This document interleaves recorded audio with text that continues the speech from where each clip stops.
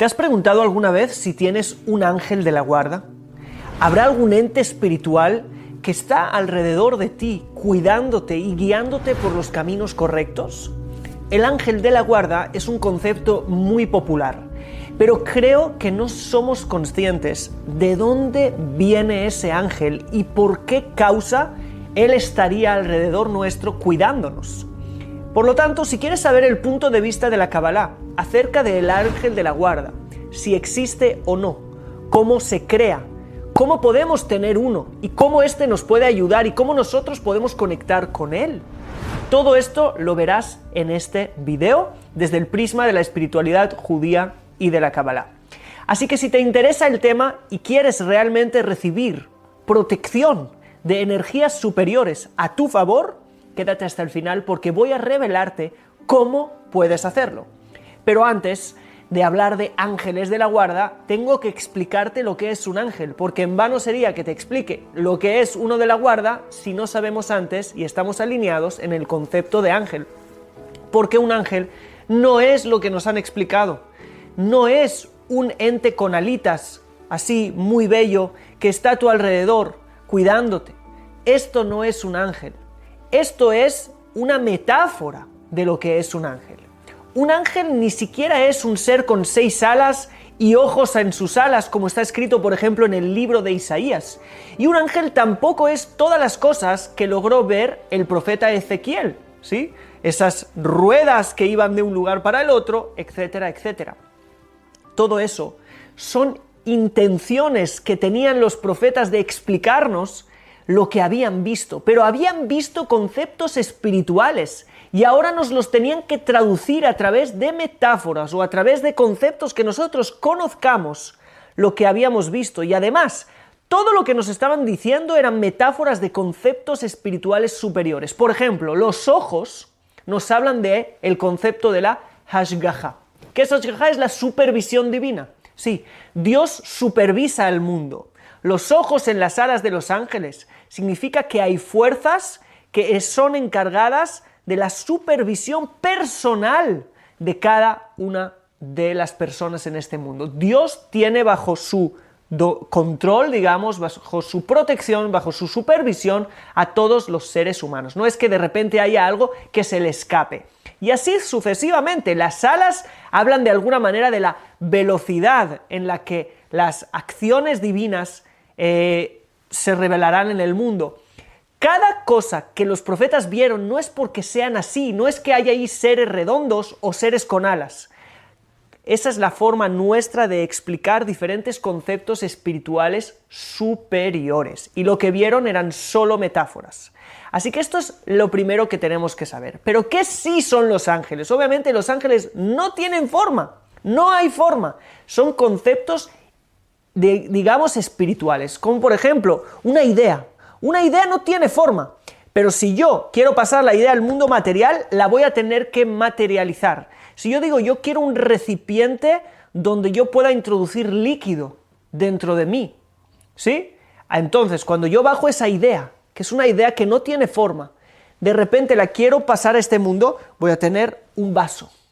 Un vaso es la materialización en forma de esa idea. Para que haya un recipiente donde yo puedo introducir líquido dentro de mí, tiene que ser un recipiente que tenga una cavidad. Lo mismo, pues, y esta idea tiene la parte intelectual o espiritual y tiene la material. Los ángeles son solo ideas espirituales, no tienen formas materiales. Pero para que nosotros entendamos un poquito qué son, se nos dieron diferentes metáforas en libros como por ejemplo la Biblia o otros en la tradición judía y en otras tradiciones. Ahora, ¿qué es un ángel? Un ángel no es más que una extensión de las acciones divinas aquí en este mundo. Es decir, cuando Dios quiere hacer algo, esa fuerza, ¿sí?, que se activa para hacer eso se llama ángel. Y por eso es que en hebreo ángel es malaj. Malaj no es más que un enviado, ¿sí? Está enviado por parte de Dios para hacer algo en este mundo. Te lo voy a poner muy fácil para que lo entiendas fácilmente con los nombres de los ángeles. Por ejemplo, tenemos al ángel Refael. ¿Qué es Refael? Refael, si dividimos este nombre en Dios, nos queda Refael, es decir, sanó Dios. Sí, la fuerza sanadora del Creador, ¿sí? Esa energía sanadora que Dios ha creado en el mundo para darle lugar al mundo a la idea de la sanidad, ¿sí?, se expresa a través de este ángel. Es como una energía, una fuerza enviada por el Creador para permitir la sanidad en el mundo. Por eso, ¿quién vino a visitar al patriarca Abraham después de su circuncisión? Hubo 3 ángeles, pero uno de ellos era Rafael, que venía a sanarle. Otro de ellos era Gabriel. ¿Qué es Gabriel? Gabri viene de Geburá, que es rigor. Y él es Dios, el rigor de Dios. Cuando Dios quiere mostrar su juicio, ¿sí?, viene este ángel, por ejemplo, en Sodoma y Gomorra. Fue el ángel que trajo destrucción a esos lugares.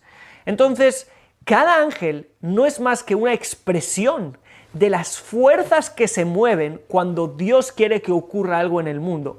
Esas fuerzas son como mediadoras entre lo divino y el mundo físico para que esa voluntad divina se extienda y se revele en este mundo.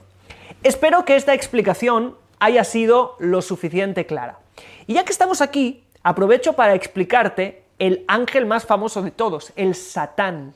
Satán no es el nombre de ese ángel, no es solamente un adjetivo, pero el nombre de él realmente es Samá y después él. ¿Qué significa? Samá viene de sumá, alguien ciego. Entonces, es cegó Dios. Cuando de alguna manera el poder, ¿sí?, que Dios ha permitido que esté en el mundo para cegar a las personas y que no vean toda la realidad espiritual claramente, para que no vean a Dios claramente, si no, no habría libre albedrío. ¿Sí? No tendríamos, si lo viéramos todo tan claro, no tendríamos opción de elegir, todos elegiríamos. ¿Sí? Entonces, la fuerza que viene de alguna manera a oscurecer esa luz, a cegarnos, es esa fuerza que es ese ángel llamado, como te he dicho antes. Sigamos adelante con nuestro tema. Hemos hablado de diferentes ángeles y obviamente hay diferentes jerarquías, niveles de ángeles. Los que te he hablado son ángeles muy elevados y después en cada cosa, ¿sí? Si aquí hay un poder de la hidratación, eso es una energía, ¿sí? Esa idea de la hidratación es una energía que nosotros la consideraremos un ángel.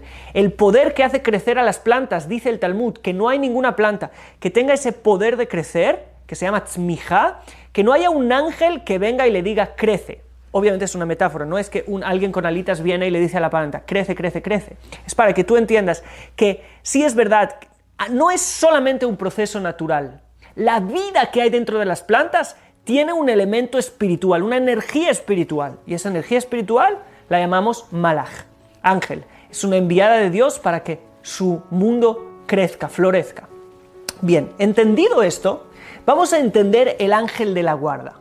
¿Qué es el ángel de la guarda? ¿Por qué se habla tanto? ¿Hay ángeles que cuidan a las personas? Eso lo podemos responder con el Salmo 91. El Salmo 91, que tengo un video, que es uno de los más vistos en mi canal y te lo recomiendo mucho. Hay un versículo ahí que dice lo siguiente: Ki malachav yetzabelach lishmorcha bechol derajeja. Porque a sus ángeles le ordenará que te guarden en todos tus caminos. Dios le ordenará a sus ángeles que te guarden en todos tus caminos. La protección es una idea, ¿verdad? Es una idea real. La manifestación de esa idea en el mundo, la idea de la energía de protección, es de alguna manera manifestada por ángeles enviados por Dios para ti, solamente para ti, personalmente. Esas energías son tu ángel de la guarda, ¿sí? No solamente hay uno. Lo que pasa es que le consideramos uno porque de alguna manera esos ángeles tienen que ver contigo. Todas esas energías, que no son una, son miles, ¿sí? Tiene que ver contigo. Y aquí viene el punto más importante.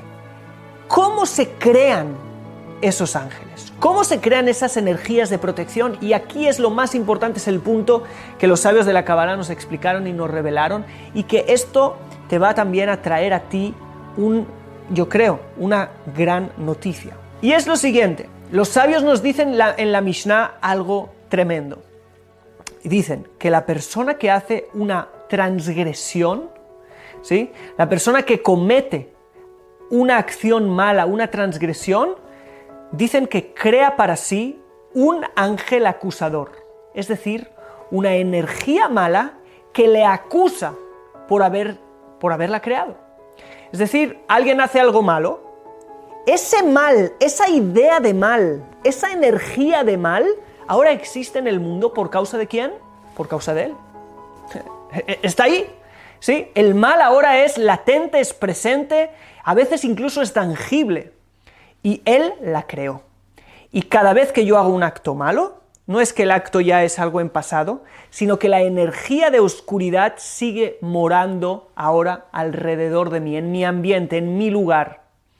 Y ahora, no termina aquí. Los sabios nos dicen que aquel que hace una buena acción, lo que conocemos en hebreo como una mitzvah, que crea para sí un ángel bueno, un ángel que le defiende, un ángel que le protege. Por lo tanto, los ángeles que Dios ordenará protegerte y guiarte en todos tus caminos y cuidarte, no son más que aquellas buenas acciones, ese bien que tú creas en tu mundo. Tú eres el creador de los ángeles, entre comillas. Tú eres la causa para que esos ángeles, ese bien, se forme en el mundo. Y toda tu misión es rodearte de esas energías buenas y positivas. Porque cuanto más bien hagas, aunque lo hagas solo o sola en tu habitación, más ambiente de bien creas a tu alrededor y más alejas esa oscuridad de las malas acciones que hayas podido hacer. Y más ese bien a tu alrededor te cuida, te protege. Obviamente es Dios protegiéndote, ¿ok? Pero aquí está la relación entre si hacéis cosas buenas, os protejo, si no, os quito la protección. No es un señor sentado en una nube enfadado a ver qué estás haciendo, te protejo o no. Es que hay un sistema, ¿sí? Hay un sistema que ha sido creado desde hace mucho tiempo, desde la creación del mundo, que si tú obras de forma correcta, tú creas para ti un ambiente protector, tú tienes guía, tú tienes a alguien que le guía. La gente me dice, ¿cómo puedo saber mi propósito de vida? Si tu ambiente es de energías negativas por las malas acciones que cometes, ¿cómo vas a poder saber si la oscuridad nos ciega? Pero si de repente tienes guías, esas energías espirituales de tus buenas obras son guías y te protegen, es algo que vas a saber. Ya no vas a tener esa pregunta, porque lo vas a sentir, porque estás en contacto no solamente con tu mente, sino con mucho más allá.